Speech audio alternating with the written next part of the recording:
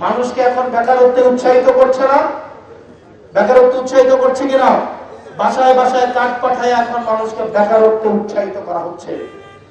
উৎপাদনমুখী অর্থনীতির পরিবর্তে একটা ভোগমুখী একটা অর্থনীতিতে বাংলাদেশকে পরিণত করা হচ্ছে। 5 বছরে 1,20,000 কোটি টাকা উৎপাদনের পরিবর্তে শুধু এক ধরনের ভোগ প্রবণ অর্থনীতিতে ব্যয় করা হচ্ছে। নাম দিয়েছে সেটার ফ্যামিলি কার্ড। আপনারা এই কার্ডটা পাচ্ছেন না? পাচ্ছেন তো? এই কার্ড যখন দেখবেন এক বান্ডেল হবে, তখন এই বর্ষাকালে বসে কি করবেন? বসে বসে উনু খেলবেন। কার্ড তো অনেকগুলো, কয়টা হয়েছে এই পর্যন্ত? খেলার মতো কার্ড হয়েছে? খেলার মতো যখন কার্ড হবে, সামনে বর্ষাকাল আছে, বর্ষাকালে বাসার মধ্যে বসে বসে উনু খেলবেন। আর কি করবেন? অনেকে মনে করে কার্ড হয়তো ঢুকাইলে এই টাকা আসবে। প্রিয় নোয়াপাড়াবাসী, আমাদেরকে আপনারা একটু সহায়তা করেন। আমরা চাই আপনাদের সহায়তা নিয়ে আমরা একটা ভবিষ্যৎ বাংলাদেশের এই দায়িত্বটা আপনাদের সহায়তা নিয়ে আমরা পালন করতে চাই। সেটার জন্য এটা কি ধরেন ঢাকায় বসে থেকে করলে এটা সম্ভব? সেটার জন্য আমাদের স্থানীয় পর্যায়েও আমাদের নেতৃত্বের বিকাশ লাগবে। ভোটের আগের দিন রাতে যদি কোনো আপনি প্রার্থীর কোনো সুবিধা গ্রহণ করেন, তখন কি আর আপনি মালিক থাকেন, নাকি ওই প্রার্থীর দাস হিসেবে আপনি পরিণত হন? ওই প্রার্থী যদি আপনাকে কোনো অবৈধ অর্থ দেয়, বাড়িতে ভোট দেওয়ার জন্য গাড়ি পাঠায়, ওই গাড়ি ব্যবহার করে আপনি ভোট কেন্দ্র যান, তাহলে কি আপনি ওই প্রার্থীর আর মালিক থাকবেন না গোলাম হয়ে যাবেন? আপনার মালিক হওয়ার কথা একদিনের, দুর্ভাগ্যজনক বিষয় আমরা একদিন ওই মালিকের পরিবর্তে আমরা গোলামে পরিণত হই। একদিন এই গোলামি করার কারণে আমাদের 5 বছর আমাদের গোলামিকে আমাদের ভাগ্যে আমাদেরকে বরণ করে নিতে হয়। কিন্তু আমরা যদি ওই দিন ওই ভোটের দিন আমরা গোলামিকে বরণ করে না নিতাম, অবৈধ সুযোগ সুবিধা গ্রহণ না করতাম, প্রার্থীর কোন অবৈধ সুবিধা হাতে না নিতাম, তাহলে 5 বছর ওই নেতা ওই প্রার্থী আমার গোলাম হিসেবে আমার দরজায় দরজায় ঘুরত। প্রার্থী যখন জানবে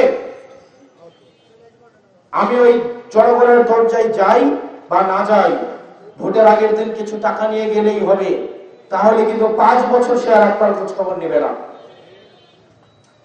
সে শুধুমাত্র ভোটের 2 মাস আগে মুরব্বীদের মসজিদে মসজিদে যাবে, কোন এক মসজিদে আসর নামাজ 2 বার পড়বে।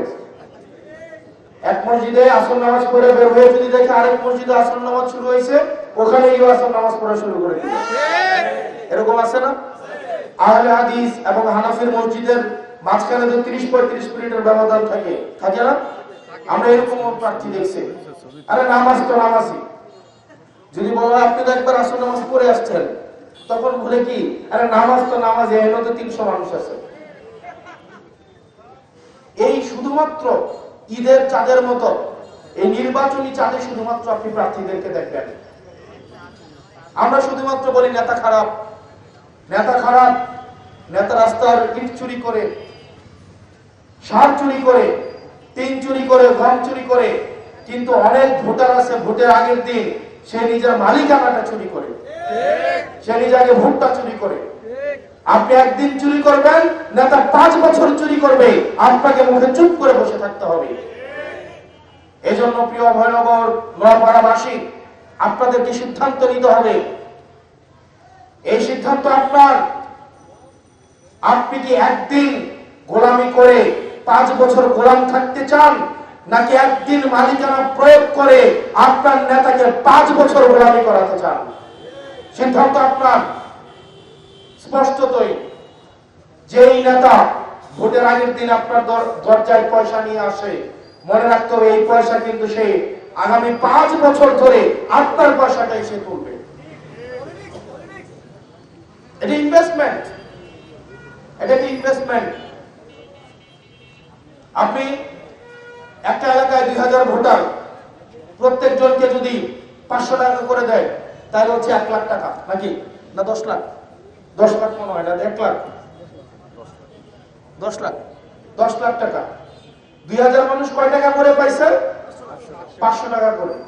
10 লাখ টাকা উনি ইনভেস্ট করছে ভোটের আগে, এই 10 লাখ টাকা উঠাই উনি 20 লাখ টাকার রাস্তা খাবে, উনি 20 লাখ টাকার রাস্তা খেয়ে ফেলবে। আপনি পাইছেন কত? 500। আপনি পাইছেন কত? আর উনি খাইছে কত? দুর্ভোগ কয় বছরের? সিদ্ধান্ত আপনার।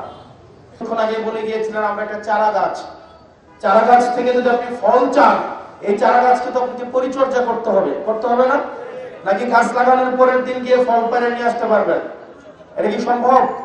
একটা চারা গাছকে পানি দিতে হয়, সাপোর্ট দিতে হয়, সার দিতে হয়, রোদ বৃষ্টিতে শেল্টার দিতে হয়, তারপরে এটা একটা বৃক্ষে পরিণত হয়, তখন আপনি এই বৃক্ষ থেকে ফল আশা করতে পারেন। প্রিয় নোয়াপাড়াবাসী, এনসিপি হচ্ছে একটা চারা গাছ। আমরা চাই এমন একটা বাংলাদেশ গঠন করতে, যেই বাংলাদেশে ওই থানায় ওসির কাছে মামলা করতে যার বিরুদ্ধে যাবেন, সে ওসির সাথে বসে দুধ চা টুস্ট বিস্কুট খাবে না, বরং সে ভয়ে এলাকা ছাড়াই হবে ইনশাআল্লাহ। প্রিয় নোয়াপাড়াবাসী, বাংলাদেশটা আমাদের, দায়িত্বটা আমাদের নিতে হবে। সিদ্ধান্ত নেন। আমাদের জন্য ভারত নাই, ইংল্যান্ডও নয়, পয়সা নাই যে আমরা পালাই আমেরিকা যাইতে পারবো। শেষ পর্যন্ত বঙ্গোপসাগর হয়তো যাইতে হবে যদি জনগণের সাথে প্রতারণা করি। বঙ্গোপসাগরে ডুবে মরতে হবে আমাদেরকে, যেহেতু আমাদের পালানোর কোনো সুযোগ নাই, জায়গা নাই, দেশ নাই, অর্থ নাই, পাচার করার মতো টাকা নাই, সুতরাং আমাদের আপনাদের সাথেই থাকতে হবে। সেজন্য আমাদের দায়িত্বটা নেন। আমরা আপনাদের কাছে ভিক্ষা চাইতে আসছি, আমাদের একটু সমর্থন চাইতে আসছি। এই চারা গাছটাকে আপনারা একটু সমর্থন দেন, একটু পানি দেন, একটু সার দেন, একটু সাপোর্ট দেন, যেন এটা বৃক্ষ পরিণত হয়ে শেষ পর্যন্ত এই ফলটা আপনাদেরকে দিতে পারে। বাবারে, একটা সন্তান যখন জন্মগ্রহণ করে, এই সন্তানটাও নিজে নিজে বড় হইতে পারে না। একটা 1.5 বছরের একটা সন্তান আব্বা কইও ডাক দেয় না, আব্বা কইও ডাক দিতে 2-2.5 বছর লাগে, লাগে না? আর এই রাজনৈতিক দলের বয়স হয়েছে কয় মাস, কয় বছর? 1.5 বছরও হয় নাই। অথচ এই রাজনৈতিক দলটার 6 জন নির্বাচিত সংসদ সদস্য সহ 8 জন সংসদ সদস্য পার্লামেন্টে আছে, আছে না? আপনাদের কাছে কি কখনো মনে হয় এই 8 জন সংসদ সদস্য আপনাদের হয়ে কথা বলে না? এটা কি কখনো মনে হয়? এই 8 জন মানুষ জনগণের ভোটে, জনগণের দ্বারা নির্বাচিত হওয়ার কারণে সংসদে জনগণের হয়েই তারা কথা বলে। ভোটের আগে নারীদের দাম বেড়ে যায়। ভোটের আগে দেখবেন নারীদেরকে মাগো, খালাগো, বোনগো পায়ে ধরে রান্না করে ঢুকে এরই খেতে নাই মা ধান লাগানো শুরু করে দেয়, তাই না? দেয় না? আবার ভোটের পরে 5 বছরও দেখা যায় না, গাড়ি থেকেই নামে না। আর ভোটের আগে কত অভিনয়, রান্না করে ঢুকে গিয়ে গোবর দেওয়া শুরু করে, আলু লাগানো শুরু করে, এরকম আছে না প্রার্থী? কিন্তু ভোটের পরে আর নারীদেরকে সামনে আনে না। ভোটের পরে তখন আবার বিভিন্ন সূত্র তরিকা নিয়ে আসা হয় যে নারীদের এত কথা কি, নারীরা ঘরের মধ্যে বন্দী অবস্থায় থাকবে। আমরা কি এমন বাংলাদেশ চাই? সমাজের 51%-এরও বেশি হচ্ছে নারী। এই নারীদেরকে আমরা বাহিরে রেখে আমরা কি কখনোই একটা সুষম বাংলাদেশ গড়তে পারবো? এটা কি সম্ভব? সম্ভব? মনে রাখতে হবে, নারী হচ্ছে একটা প্রতিষ্ঠান।